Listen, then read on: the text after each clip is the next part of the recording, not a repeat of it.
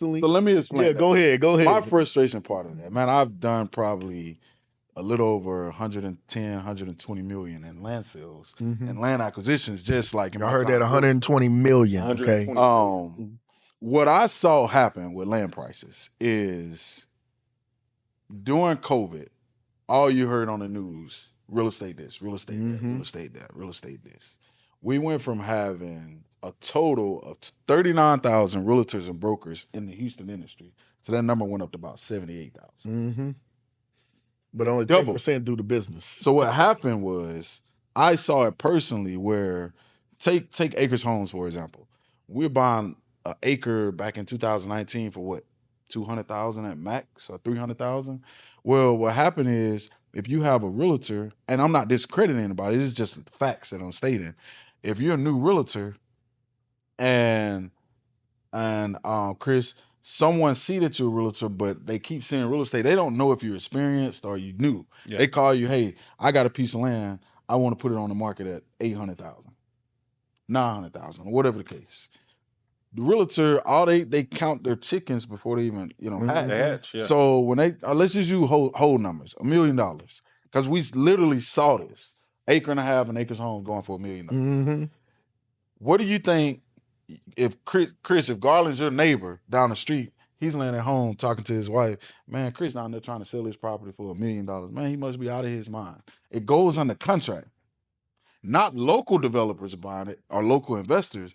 At that time, Houston was such a hot commodity and still is a hot commodity. You had your California investors. As buyers are moving in, you also got investors moving in. And so investors don't know, so they buy it. Guess what Garland's gonna say? I know where you're going. I'm gonna do exactly what Garland gonna do. I'm gonna say, baby, call Demetrice, call Andre, put it on the market for $1 million. Well, Garland, you say you will never sell. Put it on the market now.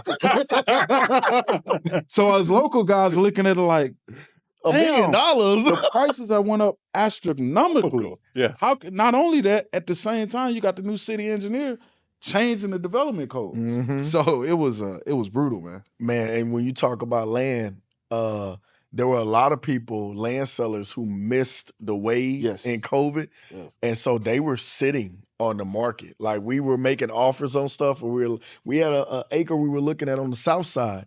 And I think they wanted $500,000 for it. And so we offered them like 300. And they said, no, there's other developers buying lots in here in this area. And we're like, yeah, they're buying like 8 to 10 acres for like $1 million. You got 1 acre for $500,000. That doesn't make any sense. Right. So literally over the span of a year, this is how their pricing strategy went. They were on the market at $500,000. Nobody bought it at that price.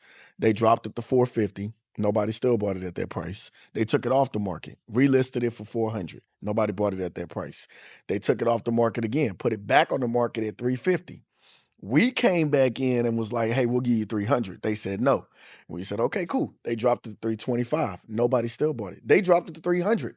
Nobody still bought it because they waited too long. Right. So now you got all this passage of time. What a lot of people don't understand is, as the interest rates went up, housing values started to drop in some areas, right? Because there's other areas where it still steadily rose, but there were other areas where there weren't enough jobs or there weren't enough interest in that area to support those inflated values.